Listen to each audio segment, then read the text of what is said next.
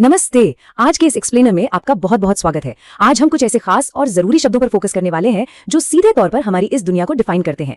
यहाँ पहला शब्द ध्यान से सुनिए, जूलॉजी। आसान भाषा में कहें तो ये जानवरों और उनके जीवन का अध्ययन है, जैसे शेरों या हाथियों की लाइफ को स्टडी करना। और इसी से बिल्कुल जुड़ा हुआ एक और शब्द है एंटोमोलॉजी। एंटोमोलॉजी का मतलब है खास तौर पर कीड़े मकोड़ों का अध्ययन करना। इसका एग्जाम्पल है चींटियां, मधुमक्खियां या तितलियों के बारे में डिटेल में जानना। अब आते हैं इकोलॉजी पर। एकदम सिंपल शब्दों में सजीव प्राणियों और उनके आसपास के पर्यावरण के बीच का जो रिलेशनशिप है उसे इकोलॉजी कहते हैं। सोचिए, अगर हम किसी जंगल के इकोसिस्टम या किसी तालाब के आसपास के जीवन को ऑब्जर्व कर रहे हैं तो हम बेसिकली इकोलॉजी ही स्टडी कर रहे हैं। नेक्स्ट वर्ड है ऑर्निथोलॉजी। थोड़ा लंबा शब्द है, राइट?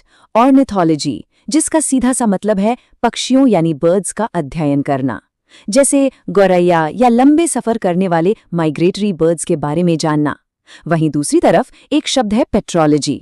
ये चट्टानों और उनके बनने के प्रोसेस का विज्ञान है, जैसे ग्रेनाइट या मार्बल पहाड़ों में आखिर कैसे बनते हैं, ये हमें पेट्रोलॉजी बताती है।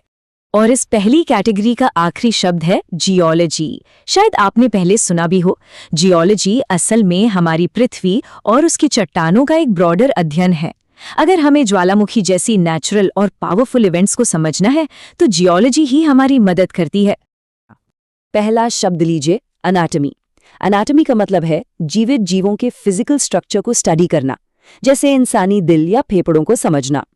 इसके ठीक विपरीत पैथोलॉजी एक ऐसा शब्द है जो बीमारियों और उनके पीछे के एग्जैक्ट कारण को समझने से जुड़ा है। जैसे अगर कोई इन्फेक्शन हो जाए तो उसे चेक करना पैथोलॉजी कहलाता है। अगला शब्द है ऑस्टियोलॉजी। ध्यान दीजिएगा, ऑस्टियोलॉजी ये शब्द खास तौर पर हड्डियों और कंकाल के अध्ययन के लिए इस्तेमाल होता है, चाहे वो एक नॉर्मल इंसानी कंकाल हो या किसी जानवर की हड्डियां, दोनों का अध्ययन यही कहलाता है। अब बात करते हैं ओडोंटोलॉजी की। ओडोंटोलॉजी यानी दांतों का विज्ञान। इसे आप ऐसे समझ सकते हैं कि डेंटल साइंस में जैसे दांतों की कैविटीज को ठीक करने के लिए ओडोंटोलॉजी की डीप नॉलेज होना बिल्कुल जरूरी है।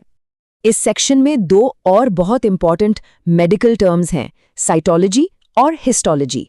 साइटोलॉजी यानी सेल्स या कोशिकाओं का अध्ययन करना, जो अक्सर डिजीजेस को डिटेक्ट करने के काम आता है। वहीं हिस्टोलॉजी टिश्यूज का अध्ययन है, जैसे मेडिकल लैब में डॉक्टर्स किसी टिश्यू सैंपल को माइक्रोस्कोप के नीचे डिटेल में चेक करते हैं, वो हिस्टोलॉजी है। अब हम चलते हैं हमारी तीसरी कैटेगरी पर, ह्यूमन कल्चर एंड आर्ट्स। यहाँ पहला शब्द है डेमोग्राफी। डेमोग्राफी पॉपुलेशंस का मैथमेटिकल और स्टैटिस्टिकल स्टडी है, जैसे देश की आबादी में ग्रोथ या बर्थ रेट्स को ट्रैक करना। उसके बाद आता है एथनोलॉजी। एथनोलॉजी यानी कल्चर्स और लोगों का अध्ययन, जिसका एक अच्छा एग्जाम्पल है अलग अलग आदिवासी समुदायों के कस्टम्स को समझना। ये नेक्स्ट वर्ड्स काफी डेली लाइफ वाले हैं। कैलीग्राफी यानी बेहद सुंदर और स्टाइलिश लिखावट की कला, जैसे आपने वेडिंग कार्ड्स पर वो डेकोरेटिव राइटिंग देखी होगी ना, बस वही कैलीग्राफी है। और फिर है फोनेटिक्स। फोनेटिक्स मतलब आवाज या स्पीच साउंड्स का अध्ययन, जैसे जब हमें किसी भी नई भाषा में अपना प्रोनाउंसिएशन ठीक करना होता है तो फोनेटिक्स बहुत काम आती है। अब इन तीन शब्दों पर ध्यान दीजिए, न्यूमिस्मैटिक्स, अकूस्टिक्स और एपिग्राफी।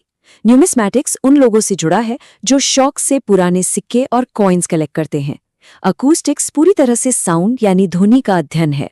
और एपिग्राफी ये शिलालेखों यानी इंस्क्रिप्शंस का स्टडी है। हिस्टोरियंस इसी की मदद से पत्थरों पर लिखे हजारों साल पुराने लेखन को पढ़ पाते हैं। और इसी आर्ट्स और हॉबीज की दुनिया में और भी शब्द हैं। फिलेटली, इसका मतलब है अलग अलग देश के रेयर डाक टिकटों या स्टैम्प्स को कलेक्ट करना। एस्थेटिक्स ये सुंदरता और कला का फिलॉसफी है, जैसे जब हम किसी पेंटिंग को गौर से देखते हैं। और आखिर में क्रोमैटिक्स यानी रंगों का डीप अध्ययन, जिसका सबसे ज्यादा इस्तेमाल आर्ट, डिजाइन और फैशन में होता है।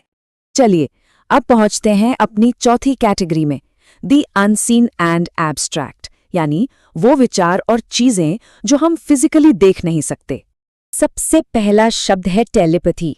टेलीपैथी एक अलेज्ड एबिलिटी है जिसमें बिना एक शब्द बोले सिर्फ दिमाग से बात की जा सकती है। इसका एग्जाम्पल है दूर बैठे किसी अपने के विचारों को अचानक से महसूस कर लेना। अगला शब्द है थियोलॉजी। थियोलॉजी का सीधा सा अर्थ है धर्म और ईश्वर का अध्ययन।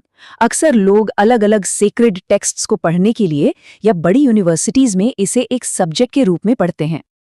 अब पूरे इस एक्सप्लेनर के बाद एक बेसिक सवाल जो दिमाग में आता है कि आखिर इन सभी खास शब्दों को सीखने में वक्त क्यों लगाना चाहिए।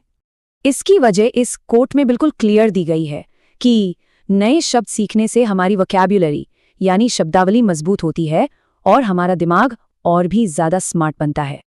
देखिए, इन सारे अलग अलग सब्जेक्ट्स और उनके शब्दों को समझना असल में हमें नॉलेज की चाबियां देता है। इनसे हम जीवन, नेचर और ह्यूमन बिहेवियर को बहुत गहराई से समझ पाते हैं। ये शब्द हमारी इस दुनिया को और भी ज्यादा मीनिंगफुल बनाते हैं। सीधी सी बात है, जितना ज्यादा हम सीखते हैं उतना ही हम इंटेलेक्चुअली ग्रो करते हैं।